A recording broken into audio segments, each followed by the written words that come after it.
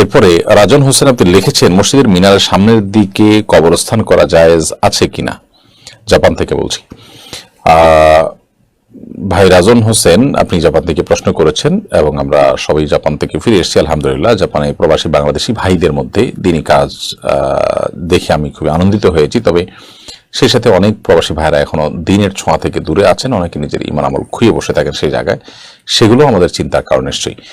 যাই হোক, আপনি যে প্রশ্ন করেছেন মসজিদের মিনারের সামনের দিকে কবরস্থান করা যায় আছে কিনা, আপনি সম্ভবত মেহরাবকে বোঝাতে গিয়ে মিনার বলেছেন, মেহরাবের সামনের দিকে অর্থাৎ কেবলার দিকে কবরস্থান করলে সেটা জায়েজ আছে কিনা। উত্তর হলো যে মসজিদের ওয়ালের বাইরে যদি কবরস্থান হয় বা কবরস্থানের জন্য আলাদা ওয়াল থাকে, এক কথা মসজিদের ওয়ালের মধ্যে না বাইরে, তাহলে সেক্ষেত্রে মানে সেপারেশন বোঝা যায় যেটা কবরস্থান এটা মসজিদ, তাহলে এটা জায়েজ আছে।